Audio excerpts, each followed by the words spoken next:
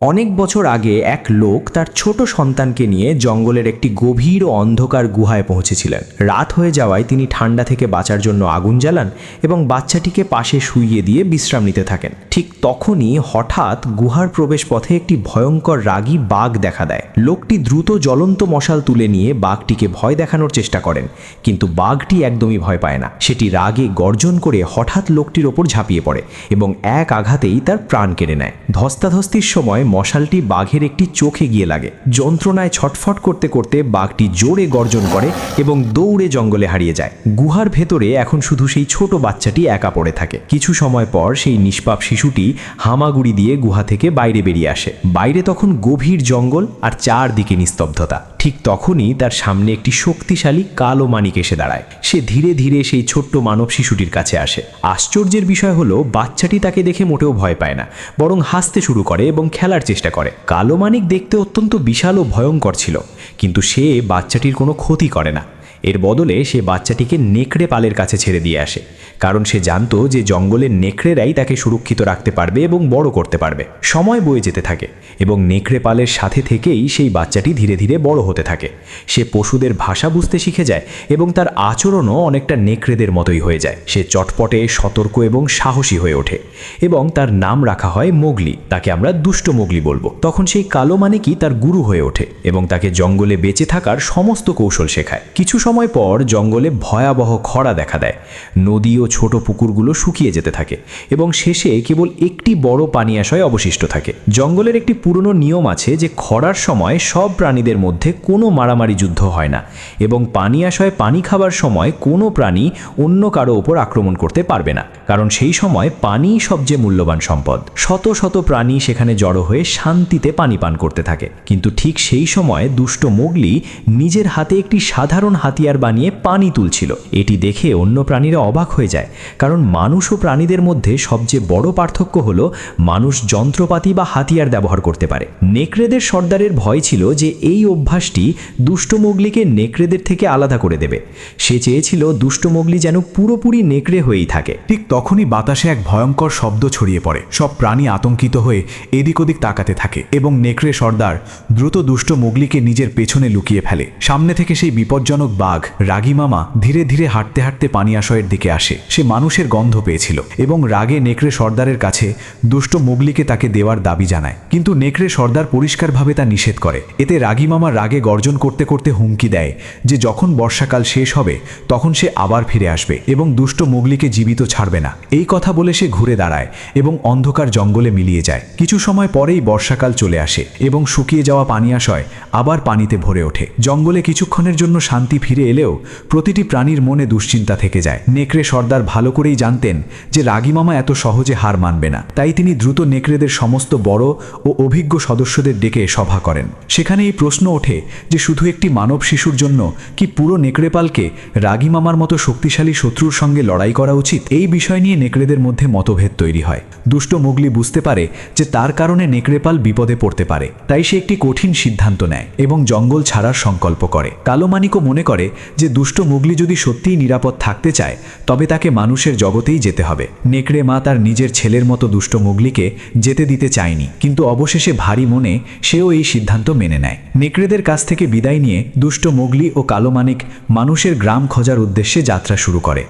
পথে তারা উঁচু ঝর্ণার পাশ দিয়ে যায়, বিপজ্জনক পাথর ও পাহাড় পার করে এবং গভীর জঙ্গলের অদ্ভুত সৌন্দর্য দেখতে দেখতে এগিয়ে চলে। এই সফরের সময় তাদের দেখা হয় হাতিদের একটি বিশাল পালের সঙ্গে। জঙ্গলের নিয়ম অনুযায়ী প্রতিটি প্রাণীকে হাতিদের সম্মান করতে হয়, কারণ তাদের জঙ্গলের নির্মাতা মনে করা হয়। তাই দুষ্ট মোগলি ও কালো মানিক দুজনেই মাথা নত করে তাদের প্রণাম জানায় এবং হাতিরা চলে যাওয়ার পরই এগিয়ে যায়। কিন্তু দুষ্ট মোগলির মনে তখনও অনেক দ্বিধা ছিল। সে জানে সে একজন মানুষ, কিন্তু তার মন তখনও জঙ্গল ও নেকড়েদের সঙ্গেই জড়িয়েছিল। ঠিক তখনই হঠাৎ কালো মানিক থেমে যায় এবং দুষ্ট মোগলিকে দ্রুত মাটিতে শুয়ে পড়তে বলে। পরের মুহূর্তেই রাগী মামা হঠাৎ তাদের সামনে চলে আসে এবং আক্রমণ করে। কালো মানিক সাহসের সাথে সেই আক্রমণ নিজের শরীরে ঠেকিয়ে নেয় এবং দুষ্ট মোগলিকে দ্রুত পালিয়ে যেতে বলে। কালো মানিক পুরো শক্তি দিয়ে রাগী মামাকে আটকানোর চেষ্টা করে, কিন্তু রাগী মামা তার চেয়ে অনেক বেশি শক্তিশালী ছিল। তখন রাগী মামা একটি জোরালো আঘাতেই কালো মানিককে অজ্ঞান করে দেয় এবং তারপর দ্রুত দ্রুত দুষ্ট মোগলিকে তাড়া করতে শুরু করে। যখনই রাগী মামা দুষ্ট মোগলির কাছাকাছি পৌঁছে যাচ্ছিল, ঠিক তখনই হঠাৎ বুনো মোষের একটি বড় পাল দৌড়ে আসে এবং রাগী মামাকে জোরালো ধাক্কা দিয়ে ফেলে দেয়। দুষ্ট মোগলি দৌড়াতে দৌড়াতে একটি গর্তে পড়ে যায় এবং ছুটন্ত মোষদের মাঝখানে নিজের প্রাণ বাঁচানোর চেষ্টা করে। কিছুক্ষণ পরেই রাগী মামা আবার তার সামনে চলে আসে এবং দুষ্ট মোগলির কাছে বাঁচার কোনো পথ ছিল না। তখন সে একটি মোষের শিং ধরে ফেলে এবং তার পিঠে চড়ে পুরো পালের সাথে দৌড়াতে থাকে। এভাবে সে কোনো মতে সেখান থেকে বেঁচে ফেরে এবং রাগী মামা রাগে গর্জন করতে থেকে যায়। এরপর রাগী মামা নেকড়েদের এলাকায় পৌঁছায় এবং নেকড়ে সর্দারের কাছে দুষ্ট মোগলির কথা জিজ্ঞেস করে। নেকড়ে সর্দার ভাবলেন দুষ্ট মোগলি যখন জঙ্গল ছেড়ে চলে গেছে তখন এবার সব ঠিক হয়ে যাবে, কিন্তু রাগী মামা ঘোষণা করে যে যতক্ষণ না সে দুষ্ট মোগলিকে খুঁজে পাচ্ছে ততক্ষণ এই পুরো জঙ্গলে তারই রাজত্ব চলবে। সে এই মিথ্যা খবরও ছড়িয়ে দেয় যে নেকড়ে সর্দার মারা গেছে, যাতে দুষ্ট মোগলি এটি শুনে আবার জঙ্গলে ফিরে আসে। ওদিকে দুষ্ট মোগলি বুনো মোষের পিঠেই ক্লান্ত হয়ে ঘুমিয়ে পড়েছিল।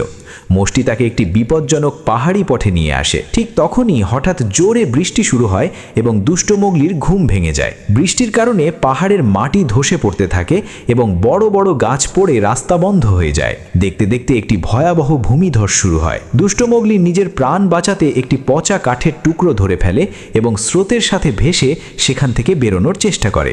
বহমান পানি তাকে একটি রহস্যময় ও গভীর জঙ্গলে নিয়ে আসে। সেখানকার পরিবেশ ছিল খুবই অদ্ভুত ও ভয়ঙ্কর। ঠিক তখনই হঠাৎ তার সামনে এক বিশাল অজগর আবির্ভূত হয়। সে তার মোহময় চোখ দিয়ে দুষ্ট মোগলিকে আবার প্রায় অজ্ঞান করে দেয় এবং ধীরে ধীরে নিজের বিশাল শরীর দিয়ে তাকে পেঁচাতে শুরু করে যাতে তাকে গিলে ফেলতে পারে। কিন্তু ঠিক সেই সময় একটি বিশাল পেটুক মামা হঠাৎ সেখানে পৌঁছে যায়। সে অজগরটিকে নিজের দাঁত দিয়ে কামড়ে ধরে এবং তার সাথে জোরালো লড়াই শুরু করে। এভাবে দুষ্ট মোগলি আরও একবার মৃত্যুর মুখ থেকে বেঁচে যায়। যখন দুষ্ট মোগলির চোখ খোলে তখন সবার আগে সে একটি খুব বড় নাক দেখতে পায় এবং ভয়ে চিৎকার করে ওঠে। কিছুক্ষণ পরেই সে বুঝতে পারে যে এটি সেই পেটুক মামা যে তার প্রাণ বাঁচিয়েছে।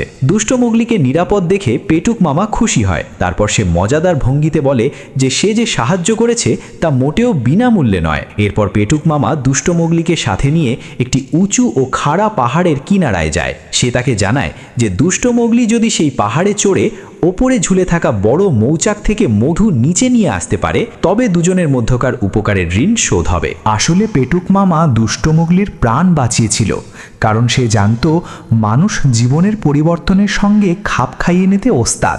সে নিজে সেই খাড়া পাহাড়ে চড়তে পারত না, তাই দুষ্ট মোগলির সাহায্যে সেই মধু পেতে চেয়েছিল, যা তার জন্য খুব দূরে ও কঠিন জায়গায় ছিল। পেটুক মামার জেদের কাছে দুষ্ট মোগলি অবশেষে হার মানে এবং নিজের বুদ্ধিমত্তা ও মানবিক দক্ষতা ব্যবহার করতে শুরু করে। সে জঙ্গল থেকে কিছু লম্বা লতা কাটে, কিছু মজবুত ডাল ভাঙে এবং সেগুলো জুড়ে এক ধরনের সাধারণ হাতিয়ার বানিয়ে নেয়। তারপর সে লতাগুলোকে পাহাড়ে আটকে ধীরে ধীরে একজন দক্ষ পর্বতারোহীর মতো ওপরে উঠতে থাকে।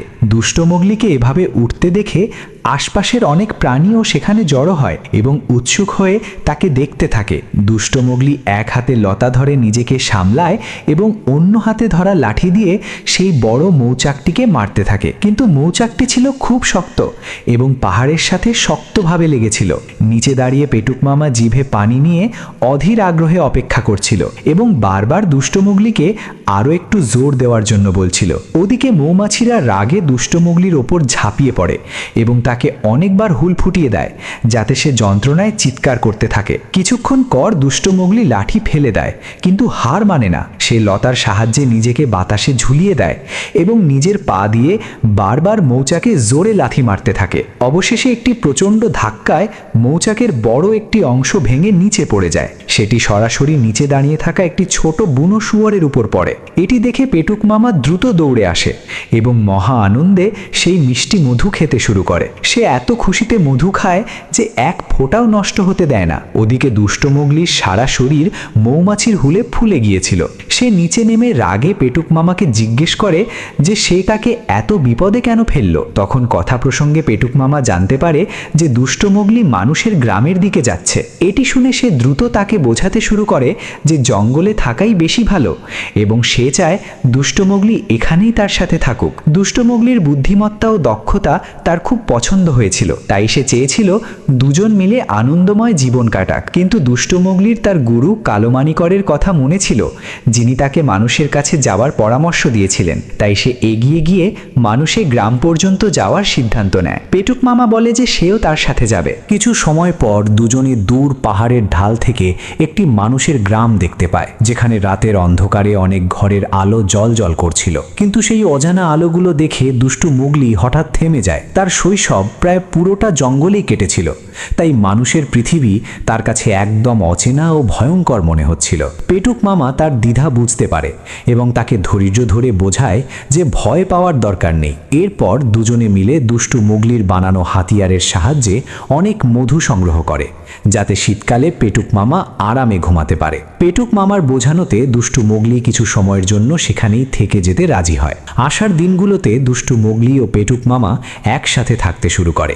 ধীরে ধীরে দুষ্টু মোগলি অনুভব করতে শুরু করে যে তার বুদ্ধিমত্তা ও মানবিক দক্ষতাও খুব কাজের। নেকড়েদের মাঝে তাকে সবসময় শেখানো হয়েছিল যে মানুষের চালাকি ও হাতিয়ারের ব্যবহার করা উচিত নয়, কিন্তু এখানে পেটুক মামা তাকে নতুন নতুন জিনিস তৈরি করতে এবং নিজের বুদ্ধি ব্যবহার করতে উৎসাহিত করে। একদিন দুষ্টু মোগলি ও পেটুক মামা খুশি মনে গান গাইছিল। ঠিক তখনই হঠাৎ ঝোপঝাড়ে জোরে খসখস শব্দ হয়। দুষ্টু মোগলি ঘাবড়ে গিয়ে দ্রুত পেটুক মামার কাছে লুকিয়ে পড়ে। তার মনে হয় হয়তো আবার রাগী মামা চলে এসেছে, কিন্তু ঝোপঝাড় থেকে বেরিয়ে আসা প্রাণীটি অন্য কেউ নয়, বরং কালো মানিক। নিজের পুরনো গুরুকে দেখে দুষ্টু মোগলি খুব খুশি হয়। সে দৌড়ে কালো মানিকর কাছে যায় এবং তাকে নিজের গুহার আস্তানায় নিয়ে আসে। সেখানে সে মহা উৎসাহে নিজের বানানো হাতিয়ার এবং সংগ্রহ করা প্রচুর মধু দেখাতে থাকে। কিন্তু যখন কালো মানিক গুহার ভেতর চারদিকে রাখা মৌচাকগুলো দেখে, তখন তার মুখ গম্ভীর হয়ে যায়। সে দুষ্টু মোগলিকে বকুনি দিয়ে বলে যে জঙ্গলে এভাবে মানবিক চালাকি ও হাতিয়ারের আশ্রয় নেওয়া উচিত নয়। দুষ্টু মোগলি দ্রুত বোঝানোর চেষ্টা করে যে সে এসব কেবল পেটুক মামার শীতকালীন ঘুমের জন্য খাবার জমা করতে সাহায্য করার জন্যই করেছে। কিন্তু কালো মানিক তবু মানতে রাজি হয় না। সে পরিষ্কার বলে দেয় যে দুষ্টু মোগলিকে পরের দিনই তার সাথে গিয়ে মানুষের গ্রামে যেতে হবে। দুজনের মধ্যে তর্ক বাড়তে থাকে। তখন পেটুক মামা মাঝখানে এসে তাদের শান্ত করার চেষ্টা করে। রাতের বেলা দুষ্টু মোগলি হঠাৎ কারো কান্নার মতো শব্দ শুনতে পায়। সে চুপচাপ গুহা থেকে বের হয়ে দেখতে যায়। সেখানে সে দেখে অনেক হাতি এক জায়গায় দাঁড়িয়ে অস্থির হচ্ছে। দুষ্টু মোগলি দ্রুত মাথা মতো করে শান্ত হয়ে দাঁড়িয়ে থাকে, যাতে হাতিদের রাগ না ওঠে। আসলে একটি ছোট হাতি ভুল করে গভীর গর্তে পড়ে গিয়েছিল এবং বাইরে আসার চেষ্টা করছিল। দুষ্টু মোগলি দ্রুত গুহায় ফিরে যায় এবং নিজের বানানো শক্ত লতা নিয়ে আসে। সে লতাটি ছোট হাতির শরীরে বেঁধে দেয় এবং অন্য প্রান্ত হাতিদের সুরে বেঁধে দেয়। কিছুক্ষণের মধ্যেই সব হাতি মিলে জোর দেয় এবং ছোট হাতিটিকে গর্ত থেকে বাইরে টেনে তোলে। কালো মানিক তখনও এই সব মানবিক পদ্ধতিতে খুশি ছিল না। তার মতে মানুষ ও প্রাণীদের জগৎ আলাদা হয়, তাই সে সবসময় দুষ্টু মোগলিকে এইসব জিনিস থেকে দূরে থাকার পরামর্শ দিত। সে চেয়েছিল দুষ্টু মোগলি পুরোপুরি জঙ্গলের নিয়ম অনুসারেই বাঁচুক। কিন্তু যখন সে দেখল যে দুষ্টু মোগলির বুদ্ধিতে ছোট হাতির প্রাণ বেঁচে গেল, তখন তার মনেও কিছুটা পরিবর্তন আসতে লাগলো। তার মনে হলো হয়তো এই বুদ্ধিমত্তা জঙ্গলের জন্যও কাজে লাগতে পারে। ওদিকে পেটুক মামা চেয়েছিল দুষ্টু মোগলি এখানেই জঙ্গলে তার সাথে থাকুক, কিন্তু কালো মানিক অবশেষে তাকে দুষ্ট মোগলির আসল সত্য জানিয়ে দেয় এবং এও বলে যে রাগী মামা এখনও দুষ্ট মোগলিতে খুঁজছে। এটি শুনে পেটুক মামাও পরিস্থিতির গুরুত্ব বুঝতে পারে। এরপর পেটুক মামা বাধ্য হয়ে দুষ্টু মোগলিকে কিছু কঠোর কথা বলে, যাতে সে এখান থেকে চলে যায়। এটি শুনে দুষ্টু মোগলি মন ভেঙে যায়। সে দুঃখী হয়ে জঙ্গলে দৌড়ে পালায় এবং একটি উঁচু গাছে চড়ে একা বসে থাকে। তখনই একটি দুষ্টু বানর সেখানে এসে তাকে বিরক্ত করতে শুরু করে। দুষ্টু মোগলি রাগে তাকে তাড়িয়ে দেয়, কিন্তু পরের মুহূর্তেই বানরদের একটি পুরো পাল চলে আসে। তারা হঠাৎ দুষ্টু মোগলিকে ধরে ফেলে এবং গাছের ডালপালার মধ্যে একে অপরকে ছুঁড়ে দিয়ে তাকে জঙ্গলের আরও ভেতরের দিকে নিয়ে যেতে থাকে। দুষ্টু মোগলির চিৎকার শুনে কালো মানিক দ্রুত গাছে চড়ে, কিন্তু চটপটে বানরদের ধরতে পারে না। এই সময় পেটুক মামাও মাটিতে দৌড়ে তাদের পিছু নেয়। বানররা দুষ্টু মোগলিকে নদীর ওপারে নিয়ে যায়। পেটুক মামা কিছু না ভেবেই নদীতে ঝাঁপ দেয় এবং কালো মানিক তার সাহায্যে নদী পার হয়। কিছুক্ষণ পর বানররা দুষ্টু মোগলিকে একটি উঁচু পাহাড়ে নিয়ে যায় এবং সেখান থেকে ওপরে ছুড়ে দেয়। দুষ্টু মোগলি দাঁড়াতেই তার সামনে একটি অবাক করা দৃশ্য ফুটে ওঠে। জঙ্গলের ঠিক মাঝখানে একটি খুব পুরনো ও বিশাল প্রাসাদ দাঁড়িয়েছিল, যেখানে হাজার হাজার বানর জড়ো হয়েছিল। এরই মধ্যে পেটুক মামা ও কালো মানিকও পাহাড়ের নিচে পৌঁছে যায়। দুজনে সেই উচ্চতা দেখে ঘাবড়ে যায়, কিন্তু সাহস করে পাহাড়ে চড়তে শুরু করে। অনেক কষ্টের পর তারা অবশেষে উপরে পৌঁছে যায়। ওদিকে বানররা দুষ্ট মুগলিকে সেই রহস্যময় প্রাসাদের ভেতরে নিয়ে যায়। সেখানে অনেক পুরনো মানুষের জিনিসপত্র পড়েছিল। ঠিক তখনই অন্ধকার থেকে একটি খুব বড় লোমশ হাত বের হয়, যা মাটি থেকে ফল তুলে নিয়ে আবার অন্ধকারে মিলিয়ে যায়।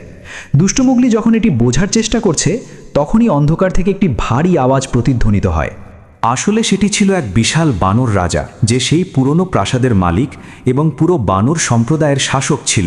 বানর রাজা দুষ্টু মোগলিকে সেখানে এই জন্য এনেছিল কারণ সে তার সাথে একটি চুক্তি করতে চেয়েছিল। বানর রাজা জঙ্গলের সব খবর জানত এবং সে এও জানত যে রাগী মামা নামের বিপজ্জনক বাঘটি দুষ্টু মোগলির পিছু নিয়েছে। সে দুষ্টু মোগলিকে বলল যে সে তাকে জঙ্গলে নিরাপদে রাখতে পারে, কিন্তু বিনিময়ে দুষ্টু মোগলিকে তাকে আগুন জ্বালানো শেখাতে হবে। দুষ্টু মোগলি পরিষ্কারভাবে বলে যে সে ছোটবেলা থেকে জঙ্গলেই বড় হয়েছে, সে কখনো মানুষের মাঝে থেকে জীবন কাটায়নি, তাই সে আগুন জ্বালানো জানে না। কিন্তু বানর রাজা তার কথা মানতে রাজি হয় না। সে জেদ ধরে যে দুষ্টু মোগলিকে বানরদের আগুনের রহস্য শেখাতেই হবে। ঠিক তখনই হঠাৎ পেটুক মামা সেখানে পৌঁছে যায় এবং বানরদের মনোযোগ নিজের দিকে টেনে নেয়। প্রাসাদে ঢুকেই সে বানর রাজার খুব প্রশংসা করতে শুরু করে। সে তার শক্তি, তার মহানুভবতা এবং তার রাজ্যের খুব গুণগান গায়। তার কথা শুনে বানরদের পুরো পাল মন্ত্রমুগ্ধ হয়ে তার দিকে তাকাতে থাকে। সেই সুযোগে কালো মানিক চুপচাপ প্রাসাদের ভেতর ঢুকে পড়ে এবং দুষ্টু মোগলিকে ইশারা করে।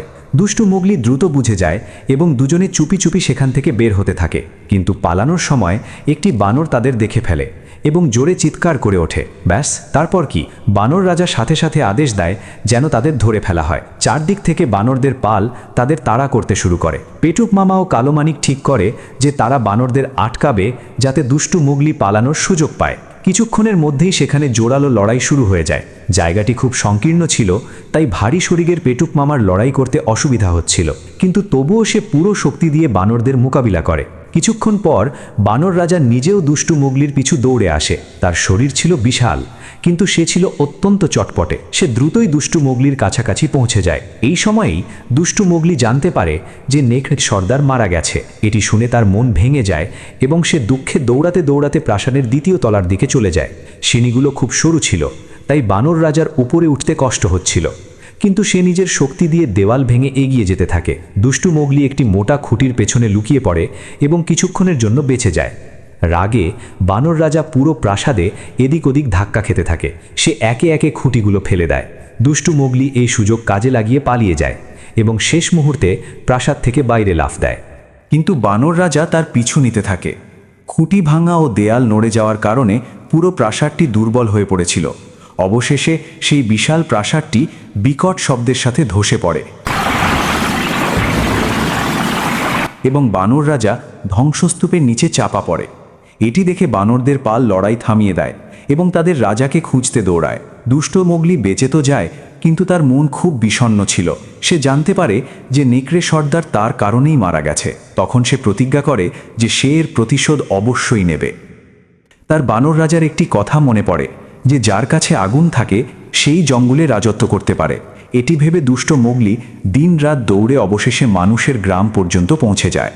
সেখানে সে জ্বলন্ত আগুন দেখতে পায় এবং তার মনে পড়ে রাগী মামার চোখের পাশে যে ক্ষতটি আছে সেটিও আগুন দিয়েই পুড়ে হয়েছিল। জঙ্গল রক্ষা করার জন্যে দুষ্ট মোগলি চুপি চুপি গ্রাম থেকে একটি জ্বলন্ত মশাল তুলে নেয় এবং আবার জঙ্গলের দিকে রওনা হয়। কিন্তু পথে ভুল করে মশালের স্ফুলিঙ্গ শুকনো ঘাসে পড়ে যায় এবং ঝোপঝাড়ে আগুন লাগতে শুরু করে। আকাশে উড়ন্ত একটি বাজ পাখি দেখে ফেলে যে কোনো মানুষ আগুন নিয়ে জঙ্গলে যাচ্ছে। সে দ্রুত চিৎকার করে সবাইকে সতর্ক করে দেয়। এটি শুনেই জঙ্গলের প্রাণীরা আতঙ্কিত হয়ে পালাতে থাকে এবং কিছুক্ষণের মধ্যেই সব প্রাণী পানিয়াশয়ের কিনারায় জড়ো হয়। দুষ্ট মোগলি হাতে জ্বলন্ত মশাল নিয়ে পানিয়াশয়ের কিনারায় পৌঁছায় এবং চিৎকার করে বলে যে এখন সে রাগী মামাকে ভয় পায় না। কিন্তু যখন সে পেছনে ফিরে তাকায় তখন অবাক হয়ে যায়। সব প্রাণী তাকে দেখে ভয় পেয়ে দূরে সরে যাচ্ছিল। এমনকি নেকড়ে পালও তার কাছে আসার সাহস করছিল না, কারণ আগুনের শিখা প্রতিটি প্রাণীর মনে ভয় সৃষ্টি করছিল। এটি ঠিক তেমনই হলো যেমনটা রাগী মামা চেয়েছিল। সেই সুযোগ কাজে লাগালো এবং জঙ্গলের প্রাণীদের উস্কে দিতে শুরু করলো। সে সবাইকে বোঝাতে লাগলো যে মানুষ সবসময় জঙ্গলের জন্য বিপদ ডেকে আনে এবং আগুনের মতো বিপজ্জনক অস্ত্র দিয়ে পুরো জঙ্গল ধ্বংস হয়ে যেতে পারে। তার কথায় অনেক প্রাণী ভয় ও রাগে পূর্ণ হয়ে উঠল। দুষ্ট মোগলিও নিজের ভুল বুঝতে পারল এবং লজ্জায় ও অনুশোচনায় অবশেষে হাতের জ্বলন্ত মশালটি মাটিতে ফেলে দিল। আগুনের ভয় কিছুটা কমতেই রাগী মামা তার আসল রূপ দেখালো। সে ধীরে ধীরে দুষ্ট মোগলির দিকে এগোতে লাগলো, যাতে তাকে শেষ করে দিতে পারে। কিন্তু সেই সময়ে আশপাশে দাঁড়িয়ে থাকা প্রাণীরা সত্য বুঝতে পারল। তারা একে একে দুষ্ট মোগলির চারদিকে জড়ো হলো এবং তার রক্ষার জন্য রুখে দাঁড়ালো। এটি দেখে রাগী মামা রাগে গর্জন করতে করতে তাদের ওপর ঝাঁপিয়ে পড়ল। সবার আগে পেটুক মামা এগিয়ে এলো এবং সাহসের সাথে রাগী মামার মোকাবিলা করল। দুজনের মধ্যে ভয়ঙ্কর লড়াই শুরু হলো। যদিও রাগী মামা খুব শক্তিশালী ছিল এবং দ্রুতই সে লড়াইয়ে জয়ী হতে শুরু করলো। ঠিক তখনই নেকড়ে পালো সেখানে পৌঁছে গেল এবং তারা সবাই মিলে রাগী মামার সাথে লড়তে লাগলো। দুষ্ট মোগলিও এগিয়ে গিয়ে লড়াইয়ে সামিল হতে চেয়েছিল, কিন্তু তখনই কালো মানিক তাকে আটকে দিল। সে দুষ্ট মোগলিকে মাটিতে চেপে ধরে ইশারা করল যে তাকে এখনই সেখান থেকে পালিয়ে যেতে হবে। দুষ্ট মোগলি বুঝতে পারল কালো মানিক তাকে বাঁচাতে চায়, তাই সে দ্রুত জঙ্গলের ভেতরের দিকে দৌড়াতে লাগলো। দুষ্ট মোগলিকে পালাতে দেখে রাগী মামা রাগে নেকড়েদের থেকে ছুটে গিয়ে তার পিছু নিল। তখনই কালো মানিক আবার তার সামনে এলো এবং তার উপর ঝাঁপিয়ে পড়ল, যাতে দুষ্ট মোগলি কিছুটা সময় পায়। কিন্তু রাগী মামা জোরালো আঘাতে কালো মানিককে দূরে ছুড়ে দিল। ভাগ্যক্রমে সেই সময় নেকড়েপাল আবার চলে এলো এবং তারা কিছুক্ষণের জন্য রাগী মামাকে আটকে রাখল। অবশেষে রাগী মামা তাদের থেকে ছুটে গেল এবং আবার দুষ্ট মোগলিকে তাড়া করতে লাগলো। এরই মধ্যে জঙ্গলে লাগা আগুনও দ্রুত ছড়িয়ে পড়ছিল। দুষ্ট মোগলি দৌড়াতে দৌড়াতে একটি শুকনো গাছের কাছে পৌঁছালো। তখনই তার মাথায় এক চালাক বুদ্ধি এলো। সে নিজের হাতিয়ার দিয়ে কিছু লতা কেটে একটি জালের মতো ফাঁদ তৈরি করল। যখন রাগী মামা সেখানে পৌঁছাল, ততক্ষণে দুষ্ট মোগলি একটি পাতলা কাঠের সেতুর ওপর চড়ে গেছে, যা বাতাসে ঝুলছিল। সেতুর নিচে আগুনের শিখা জ্বলছিল। দুষ্ট মোগলি ধীরে ধীরে পিছিয়ে গেল এবং শেষে সেতুর কিনারায় দাঁড়ালো। সে ইচ্ছে করে রাগী মামাকে উস্কাতে লাগল। রাগে উন্মত্ত রাগী মামা জোরে লাফ দিয়ে দুষ্ট মোগলির ওপর ঝাঁপিয়ে পড়ল। কিন্তু সেই মুহূর্তেই দুষ্ট মোগলি আগে থেকে তৈরি করে রাখা লতা ধরে একদিকে ঝুলে পড়ল। ভারসাম্য হারিয়ে রাগী মামা সরাসরি নিচে জ্বলন্ত আগুনে পড়ে গেল। কয়েক মুহূর্তের মধ্যেই অহংকারী ও নিষ্ঠুর রাগী মামা আগুনের শিখায় দগ্ধ হয়ে শেষ হয়ে গেল। দুষ্ট মোগলি নেকড়ে সর্দার ও তার বাবার মতো রক্ষকের প্রতিশোধ তো নিল, কিন্তু তার মনে শান্তি ছিল না। তার দুঃখ ছিল যে জঙ্গলে লাগাই ভয়াবহ আগুন কোথাও না কোথাও তার কারণেই ছড়িয়েছিল। ঠিক তখনই হঠাৎ জঙ্গলের হাতিদের পাল সেখানে পৌঁছে গেল। তারা জঙ্গল রক্ষা করতে এবং সেদিনকার সাহায্যের ঋণ শোধ করতে এসেছিল, যখন দুষ্ট মোগলি ছোট হাতির প্রাণ বাঁচিয়েছিল। সমস্ত হাতি মিলে আগুন নেভাতে লেগে পড়ল। তারা বড় বড় গাছ ফেলে আগুনের ছড়িয়ে পড়ার পথ বন্ধ করে দিল। তারপর তাদের মজবুত দাঁত দিয়ে মাটি খুঁড়ে পানির জন্য নালা বানালো এবং ঝর্ণার পানি জঙ্গলের দিকে ঘুরিয়ে দিল। তীব্র বেগে আসা পানি দ্রুত আগুনের শিখা নেভাতে শুরু করল। অবশেষে কিছু সময় পর জঙ্গলের ভয়াবহ আগুন পুরোপুরি নিভে গেল। এই কঠিন পরীক্ষার পর দুষ্ট মোগলি জঙ্গলের সব প্রাণীর মন জয় করে নিল। নিজের সাহসিকতা ও বুদ্ধিমত্তা দিয়ে সে আলাদা আলাদা প্রাণীদের একতাবদ্ধ করল এবং সবাই মিলে তাদের প্রিয় জঙ্গলকে বাঁচিয়ে নিল। এবং এর সাথেই গল্পটি শেষ হয়। যদি আপনাদের এই গল্পটি ভালো লাগে তাহলে অবশ্যই চ্যানেলটি সাবস্ক্রাইব করবেন। তো আর অলসতা না করে হাতে রিমোট নিয়ে এখনই সাবস্ক্রাইব করে ফেলুন।